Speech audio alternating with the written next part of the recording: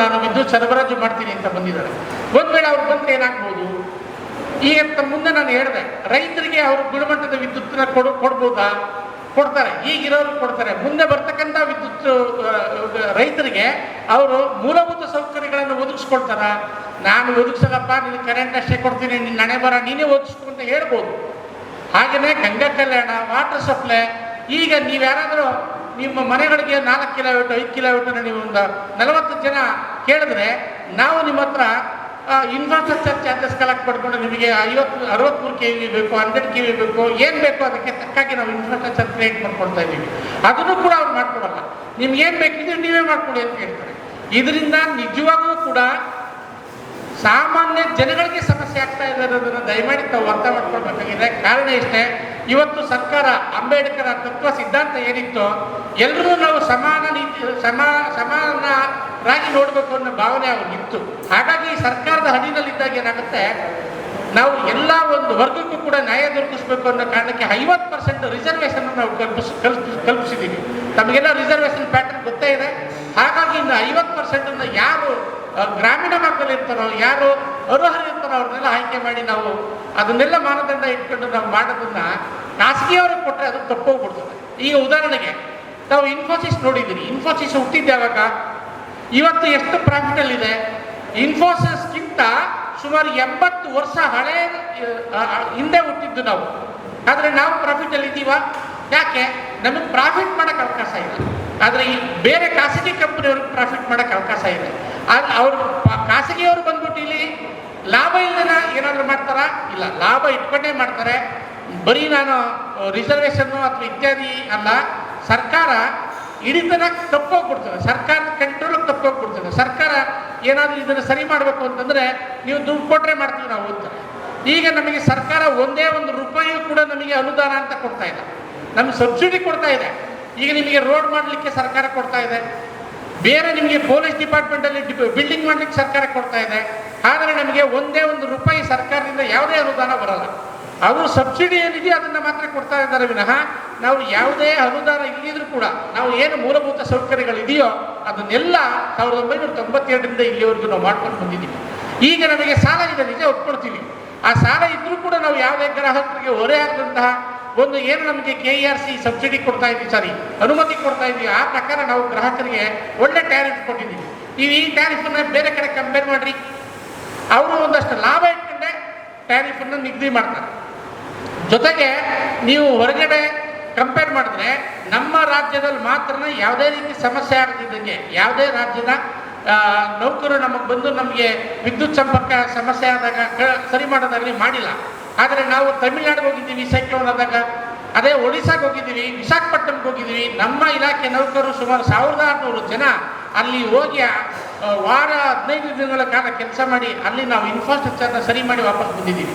ನಮಗೆ ಈಗ ಇವತ್ತಿನ ಕಾಲಘಟ್ಟದಲ್ಲಿ ಯಾವ ಲೆವೆಲಿಗೆ ಬಂದಿದ್ದೀವಿ ನಾವು ಅಂತಂದರೆ, ಹಿಂದೆ ತಾವೆಲ್ಲ ಗಮನಿಸಿರ್ಬೋದು, ಸುಮಾರು ನಮ್ಮ ತಾತ ಮುತ್ತಾತನ ಕಾಲದಿಂದಲೂ ಕೂಡ ನಾವು ಈ ಮಾದೇಶ್ವರ ಬೆಟ್ಟಕ್ಕೆ ನಾವು ಯಾವುದೇ ಫೆಸಿಲಿಟಿ ಇಲ್ಲಿದಾಗ ನಾವು ಹೆಗಲ ಮೇಲೆ ಕಂಬಗಳನ್ನು ಒತ್ಕೊಂಡೋಗಿ ನಾವು ಅಲ್ಲಿ ಇನ್ಫ್ರಾಸ್ಟ್ರಕ್ಚರ್ನ ಕ್ರಿಯೇಟ್ ಮಾಡಿದ್ದೀವಿ. ಇವತ್ತು ಫೆಸಿಲಿಟಿ ಬಂದಿರ್ಬೋದು, ಕ್ರೇನ್ಗಳು ಬಂದಿರ್ಬೋದು, ಆದರೆ ಆ ಕಾಲದಿಂದ ಇವತ್ತಿಗೂ ನಾವು ನಡ್ಸ್ಕೊಂಡು ಬಂದು ಇವತ್ತೇನಾಗಿದೆ, ನಿಮ್ಮ ಮನೆಗೆ ನಿಮ್ಮದು ಬಾಕಿ ಇದ್ದರೆ ನಾವು ಡಿಸ್ಕನೆಕ್ಟ್ ಮಾಡೋದ್ರೆ ಇಲ್ಲಿ ಕೂತ್ಕೊಂಡು ಮಾಡ್ಬೋದು. ನಾವು ಇವತ್ತು ಸ್ಮಾರ್ಟ್ ಮೀಟರ್ ಇದೆ, ಇಲ್ಲೇ ಡಿಸ್ಕನೆಕ್ಟ್ ಮಾಡ್ತೀವಿ, ಇಲ್ಲೇ ರೀಕನೆಕ್ಟ್ ಮಾಡ್ತೀವಿ. ಇವತ್ತು ಎಲ್ಲ ಸೌಕರ್ಯಗಳನ್ನು ಒದಗಿಸ್ಕೊಟ್ಟಾಗ ಇವರು ಬಂದಿದ್ದಾರೆ. ಇವರು ಯಾಕೆ ಹಿಂದೆ ಬರಲಿಲ್ಲ?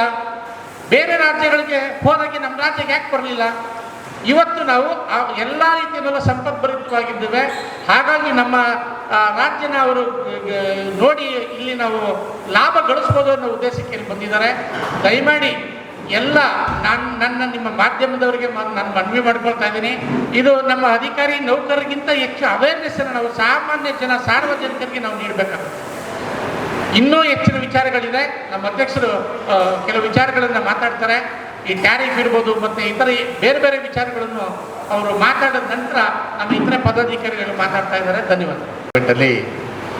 ಏನು ಟಾಟಾ ಡಿಸ್ಟ್ರಿಬ್ಯೂಷನ್ ಕಂಪ್ನಿಯ ಒಂದು ಲೈಸೆನ್ಸ್ನ KERCಗೆ ಒಂದು ಅರ್ಜಿ ಹಾಕಿದ್ದಾರೆ. ಈ ನಿಟ್ಟಿನಲ್ಲಿ ರಾಜ್ಯಾದ್ಯಂತ ನಮ್ಮ ನೌಕರರು ಮತ್ತು ನಮ್ಮ ಒಕ್ಕೂಟದ ಎಲ್ಲ ಜನರಿಗೆ ಆತಂಕ ಆಗಿದೆ, ಪ್ರೈವೇಟೈಸೇಷನ್ ಆಗುತ್ತೆ ಅಂತ. ಈ ನಿಟ್ಟಿನಲ್ಲಿ ಇವತ್ತು ದಿವಸ ಖಾಸಗೀಕರಣ ಬಂದರೆ ಏನಾಗುತ್ತೆ ಅನ್ನೋದೊಂದು ವಿಚಾರ. ಇವತ್ತು ಖಾಸಗೀಕರಣ ಆದಂಥ ಸಂದರ್ಭದಲ್ಲಿ ಗ್ರಾಹಕರಿಗೇನು ಕಡಿಮೆ ದರದಲ್ಲಿ ವಿದ್ಯುತ್ ಸರಬರಾಜು ಕೊಡಲಿಕ್ಕಾಗೋದಿಲ್ಲ. ಯಾಕೆಂದರೆ ನಾವು ಇವತ್ತು ದಿವಸ ಹೈ ಕಾಸ್ಟ್ ಎನರ್ಜಿ ತಗೊಂಡ್ರು ಸಹ ಬಡವರ್ಗ ಮತ್ತು ರೈತರಿಗೆ ಮತ್ತು ಸಾಮಾನ್ಯ ಜನಕ್ಕೆ ಇವತ್ತು ಗೃಹಜ್ಯೋತಿ ಅಂತ ಒಂದು ಅಳವಡಿಕೆಯಲ್ಲಿ ಇವತ್ತು ನಾವು ಫ್ರೀಯಾಗಿ ಕರೆಂಟ್ ಕೊಡ್ತಾ ಇದ್ದೀವಿ. ಭಾಗ್ಯ ಜ್ಯೋತಿ ಮತ್ತು ಕುಟೀರ ಜ್ಯೋತಿಗೂ ಸಹ ಫ್ರೀಯಾಗಿ ಕೊಡ್ತಾ ಇದ್ದೀವಿ. ನಮ್ಮ ದೇಶದ ಬೆನ್ನೆಲುಬು ರೈತರಿಗೂ ಸಹ ಇವತ್ತು ಸಹ IP ಸೆಟ್ಟಲ್ಲಿ ಉಚಿತವಾಗಿ ಇವತ್ತು ನಾವು ವಿದ್ಯುತ್ ಸರಬರಾಜು ಕೊಡ್ತಾ ಇದ್ದೀವಿ. ಈ ನಿಟ್ಟಿನಲ್ಲಿ ಇವತ್ತು ಟಾಟಾ ಡಿಸ್ಟ್ರಿಬ್ಯೂಷನ್ ಕಂಪ್ನಿಯೂ ಸಹ ನಮ್ಮ ಭಾರತದಲ್ಲಿ ಸಾಕಷ್ಟು ರಾಜ್ಯಗಳಲ್ಲಿ ಅವರು ವಿದ್ಯುತ್ ಸರಬರಾಜನ್ನು ಕೊಡ್ತಾ ಇದ್ದಾರೆ.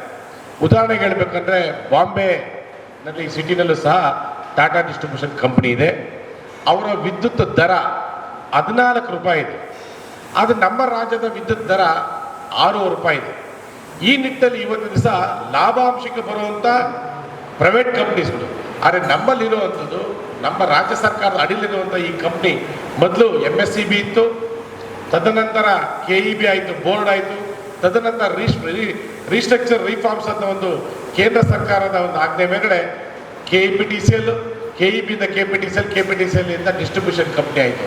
ಇವತ್ತು 6 ಕಂಪ್ನಿಯಾಗಿ ನಿರ್ವಹಿಸ್ತಾ ಇದೆ. ಇವತ್ತು ಗ್ರಾಹಕರಿಗೆ ಮೊದಲಿನ KEBಯಿಂದ ಇದ್ದಂಥ ಸವಲತ್ತುಗೂ ಗ್ರಾಹಕರಿಗೆ ಇವತ್ತಿನಿರುವಂಥ ಸವಲತ್ತುಗಳು ಭಾಳಷ್ಟು ವ್ಯತ್ಯಾಸ ಆಗಿದೆ.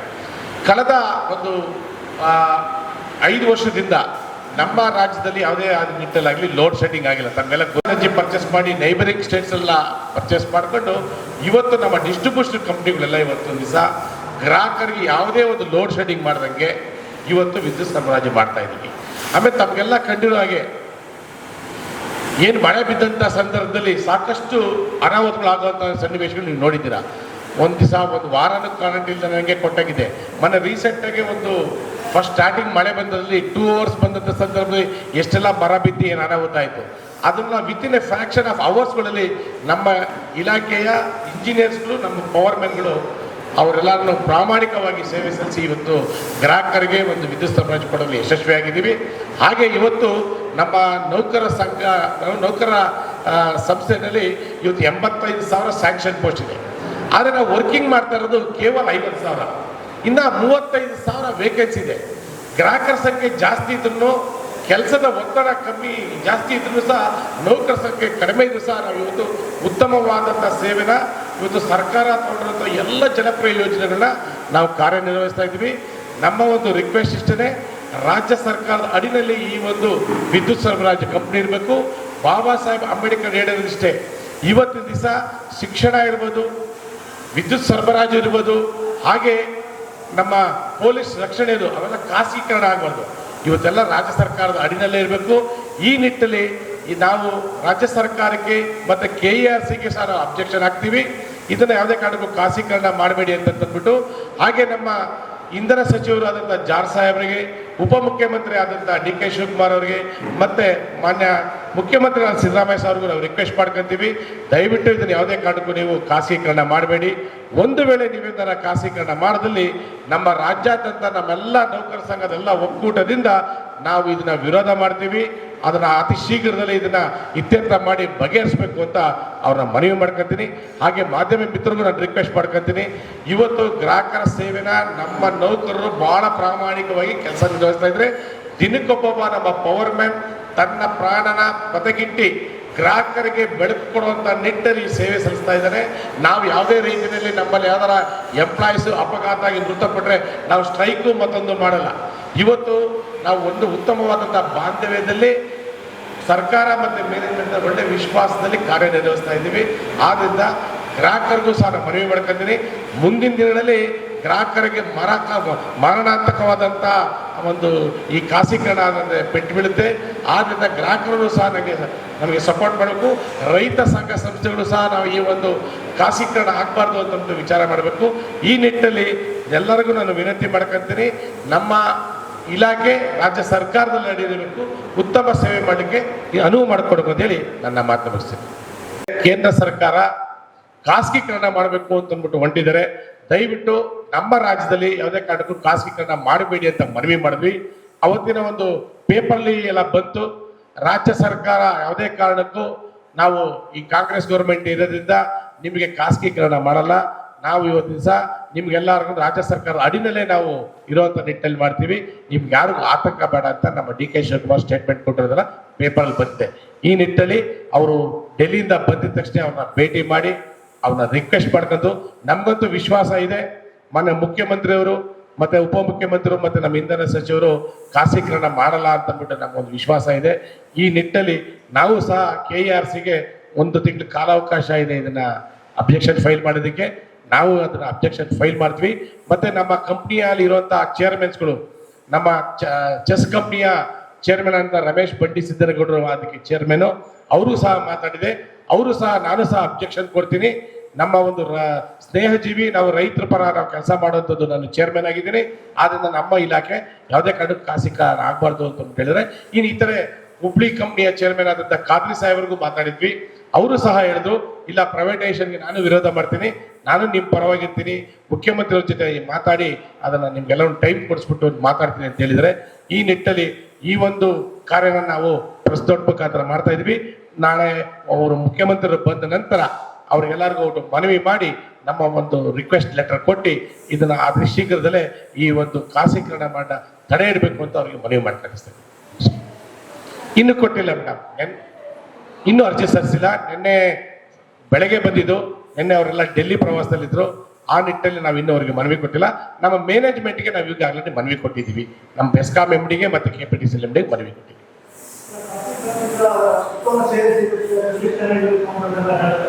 ಯಾವ ರೀತಿ ಸರ್ವಿಸ್ ಈಗ ನಾವು ಏನು ಸರ್ವಿಸ್ ಕಮ್ಮಿ ಮಾಡಿದ್ವಿ? ರೇಟ್ ಟ್ಯಾರಿಫ್ ರೇಟ್ ಏನಿದೆ, ಟ್ಯಾರಿಫ್ ರೇಟ್ಸ್ ಏನಿದೆ ಸರ್? 14 ರೂಪಾಯಿ ಇದೆ. ನಾವು 6 ರೂಪಾಯಿ ಕೊಡ್ತಾ ಇದ್ದೀವಿ. ರೈತರು ಫ್ರೀ ಕೊಡ್ತಾ ಇದ್ದೀವಿ. ಗೃಹ ಜ್ಯೋತಿ ಯೋಜನೆ ನಾವು ಫ್ರೀ ಕೊಡ್ತಾ ಇದ್ದೀವಿ. 200 ಯೂನಿಟ್ ಹೊರಗಡೆ ಯೂಸ್ ಆಗೋರಿಗೆ. ಬೇರೆ ರಾಜ್ಯದಲ್ಲಿ ಎಲ್ಲಿ ಕೊಡ್ತಾ ಇದ್ದಾರೆ?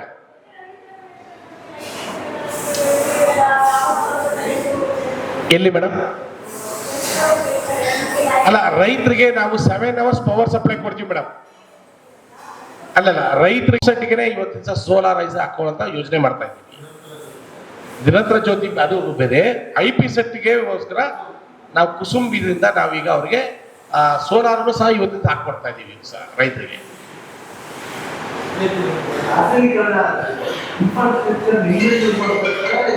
ನಮ್ಮ ಇನ್ಫ್ರಾಸ್ಟ್ರಕ್ಚರ್ ಯೂಸ್ ಮಾಡೋದು, ನಮ್ದೇ ಲೈನು. ನಾವು ಇವತ್ತಿನ ದಿವಸ ಗ್ರಾಹಕರಿಗೆ ಇವತ್ತು ರಾಜ್ಯದಲ್ಲಿ ಡೆವಲಪ್ಮೆಂಟ್ ಮಾಡೋದು ನಮ್ಮ ನೌಕರು ಬಹಳಷ್ಟು ಕಷ್ಟಪಟ್ಟು ಹೆಗಲ ಮೇಲೆ ಕಂಬ ಹೊತ್ಕೊಂಡೆಲ್ಲ ಇದೆ. ಈಗೆಲ್ಲ ಕ್ರೈನು ಮತ್ತೊಂದು ಇತ್ಯಾದಿ ಬಂದಿದೆ. ಹಿಂದೆ ಎಲ್ಲ ನಮ್ಮ ನೌಕರು ಎಲ್ಲ ತಳ್ಳೋ ಗಾಡಿನಲ್ಲಿ ಎಲ್ಲ ಎತ್ಕೊಂಡೋಗಿ ಇದೆಲ್ಲ ಕಂಬ ಎಲ್ಲ ರೀಫ್ಲೆಕ್ಷನ್ ಮಾಡಿರೋದು.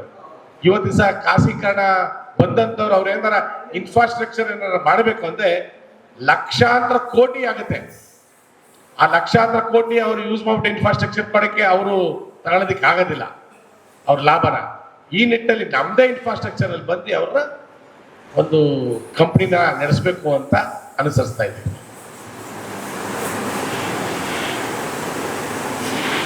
ಹೇಳಿದಿರಿ ಸರ್. ಈಗ ನಾನು ಆಗಲೇ ಮಾತಾಡ್ತಾ ಹೇಳಿದೆ, ಇನ್ಫೋಸಿಸ್ ಯಾವಾಗ ಹುಟ್ಟಿತು, ಇವತ್ತು ಎಷ್ಟು ಲಾಭದಲ್ಲಿದೆ ಅಂತ. ಬಟ್ ನಾವು ಲಾಭ ಮಾಡೋಕ್ಕಿಲ್ಲ, ನಾವು ಸೇವೆ ಮಾಡೋಕ್ಕೋಸ್ಕರ ಇದ್ದೀವಿ.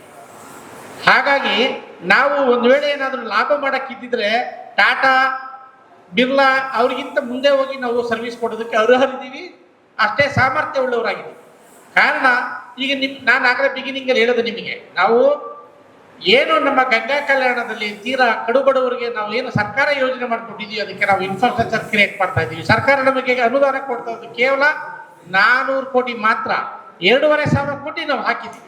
ಇದನ್ನ ಯಾರು ಪ್ರೈವೇಟ್ ಏಜೆನ್ಸಿ ಬರ್ತಾರಲ್ಲ ಅವ್ರು ಮಾಡ್ತಾರ? ಮಾಡಲ್ಲ. ಅವ್ರು ಏನ್ ಮಾಡ್ತಾರೆ, ಇವಾಗೆಲ್ಲ ರೆಡಿ ಮಾಡಿ ಕೊಟ್ಟಿದ್ದೀವಿ, ಊಟ ಬಡಿಸ್ಬೇಕಾಗಿದೆ. ಈಗ ನಿಮ್ಮ ಮನೆಗೆ ಕರೆಂಟ್ ಕೊಡ್ತಾರೆ, ನೀವು ದುಡ್ಡು ಕೊಟ್ಟಿಲ್ಲ ಡಿಸ್ಕನೆಕ್ಟ್ ಮಾಡ್ತಾರೆ. ಅಲ್ಲೇ ಕೂತ್ಕೊಂಡು ಸ್ಮಾರ್ಟ್ ಮೀಟರ್ ಹಾಕಿದ್ದೀವಿ. ಆ ಸ್ಮಾರ್ಟ್ ಮೀಟರ್ಗೆ ನಿಮ್ಮ ಮನೆವರೆಗೂ ಬಂದು ನಾವು ಡಿಸ್ಕನೆಕ್ಟ್ ಮಾಡೋ ಅವಶ್ಯಕತೆ ಇಲ್ಲ, ಇಲ್ಲೇ ಕೂತು ನಿಮ್ಗೆ ಕೆಲಸ ಮಾಡಿದ್ದೀವಿ. ಆದ್ರೆ ನಾವು ಸಾಮಾಜಿಕ ನ್ಯಾಯ ಕೂಡ ನಾವು ಪಾಲನೆ ಮಾಡ್ಕೊಂಡು ಹೋಗ್ತಾ ಇದ್ದೀವಿ. ನಮ್ಮ ರಿಕ್ರೂಟ್ಮೆಂಟ್ ಅಲ್ಲಿ ಇರ್ಬೋದು, ಬೇರೆ ಯಾವುದೇ ವಿಚಾರ ತಗೊಂಡ್ರಿ ನಾವು ಸರ್ಕಾರದ ಆದೇಶಗಳಿಗೆ ಸ್ಪಂದನೆ ಮಾಡ್ತಾ ಇದ್ದೀವಿ. ಸರ್ಕಾರ ಏನೆಲ್ಲ ಕಮಿಟ್ಮೆಂಟ್ ಇದೆಯೋ ಅದಕ್ಕೆಲ್ಲ ನಾವು ಸ್ಪಂದನೆ ಮಾಡ್ಕೊತಾ ಬಂದಿದ್ದೀವಿ. ಇದನ್ನ ಖಾಸಗಿಯವರು ಮಾಡ್ತಾರಾ? ದಯಮಾಡಿ ವಿಚಾರ ಮಾಡಿ. ಯಾವುದೇ ಒಂದು ಸಣ್ಣದ ಯಾವುದೋ ಒಂದು ಈ ಹಿಂದೆ DCM ಸಾಹೇಬರು ಹೇಳಿದ್ರು, ಯಾವುದೋ ಒಂದು ಹೆಸರು ಹೇಳೋಣ, ಆ ಕಂಪನಿಯವ್ರು ಮಾಡಿದ್ರ?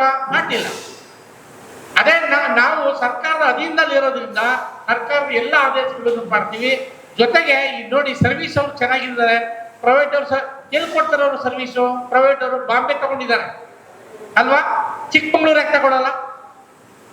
ಬಾಂಬೆ ಚೆನ್ನಾಗಿದೆ, ಎಲ್ಲ ಕನ್ಸ್ಯೂಮರ್ಸ್ ಇದ್ದಾರೆ, ಪೇಮೆಂಟು ಚೆನ್ನಾಗಿದೆ.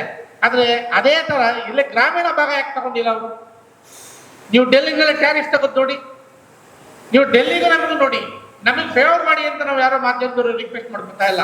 ಆದ್ರೆ ಜನರಿಗೆ, ನಮ್ಮ ಪಬ್ಲಿಕ್ಗೆ ಅವೇರ್ನೆಸ್ ಕ್ರಿಯೇಟ್ ಮಾಡಿ ಅನ್ನೋದಷ್ಟೇ ನಮ್ಮ